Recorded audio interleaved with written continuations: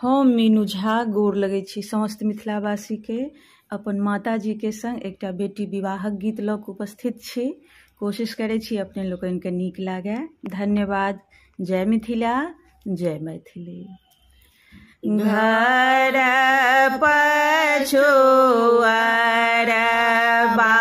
में पीपरक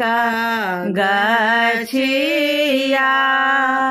झीर झीर बहै बरसात यो, झीर झीर बहै बरसात यो, ताहे तरबा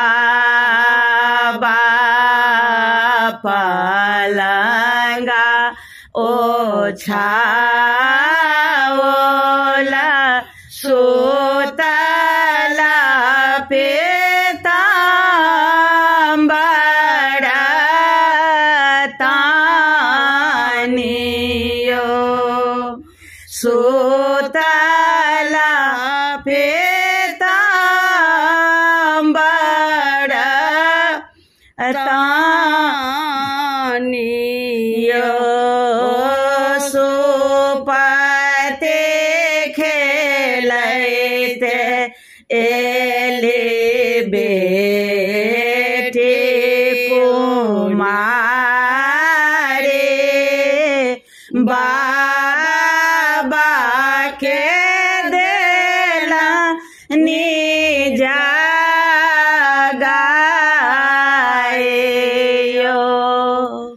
जाकरा घर बाबा बेटी कुमारी, से हो कोना सुतलनि सिंतयो,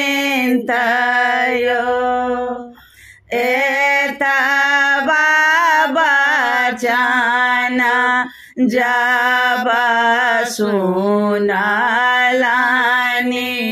बाबा, सुतल बाबा उठला छे हायो, सुते उठे बाबा भेला समतुलबा, चले भेला पंडित दुआरी यो,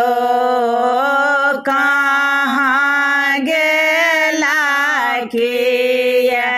भेला पंडित पुरोहित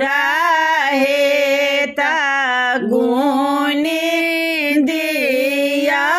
लगन का दिन यो, एक पोथी ताकल पंडित दुए पोथी ताकल, ताके लेला भागवत पुराण यो, अहाँ के धिया लाए जंगल तप करै छै, ओहे होयत अहाँ के जमाइयो,